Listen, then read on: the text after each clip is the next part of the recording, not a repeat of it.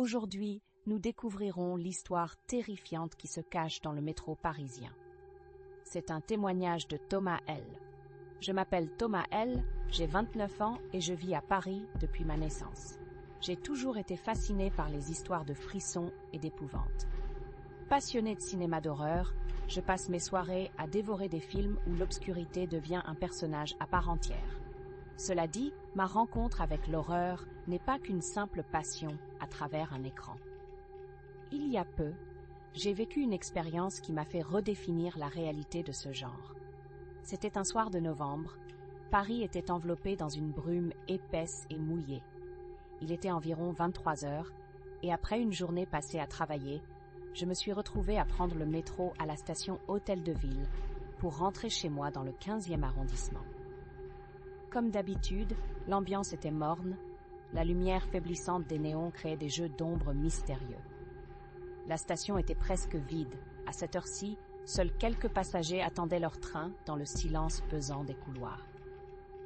Alors que j'attendais sur le quai, je remarquai une silhouette se distinguer dans l'ombre. C'était une femme, habillée d'un long manteau noir, avec une capuche qui masquait son visage. Elle me fixait, immobile, comme si elle m'attendait. Je frottais mes yeux, pensant que j'étais fatiguée, mais elle était toujours là, son regard perçant dans l'obscurité. Lorsque le train est enfin arrivé, elle s'est instinctivement avancée, montée dans le wagon, et sans que je comprenne pourquoi, j'ai décidé de l'y suivre. À l'intérieur, je m'installais tout au fond, observant cette femme étrange, qui semblait fascinée par la fenêtre, les yeux perdus dans le noir.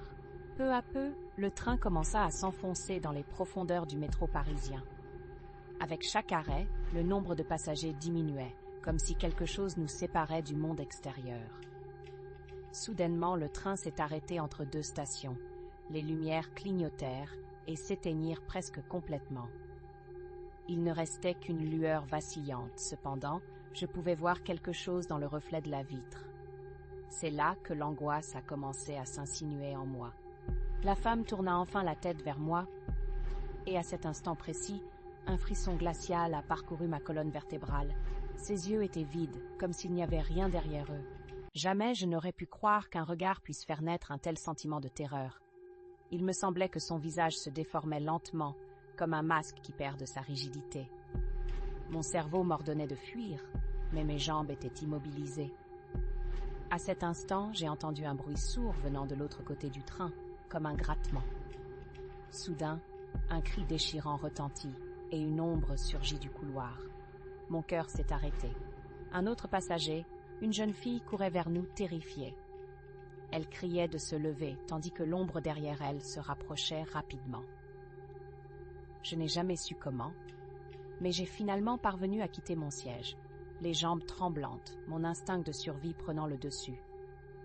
La femme au manteau noir a jeté un coup d'œil furtif vers l'ombre qui avançait.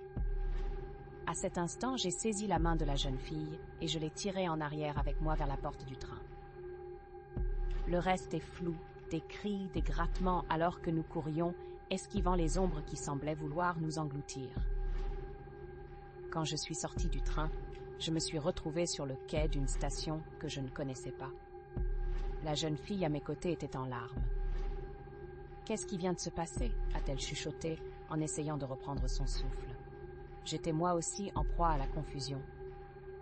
Nous avons réalisé qu'il était déjà trop tard, alors que les portes du train se refermaient bruyamment, laissant derrière nous une lueur d'espoir et d'insécurité.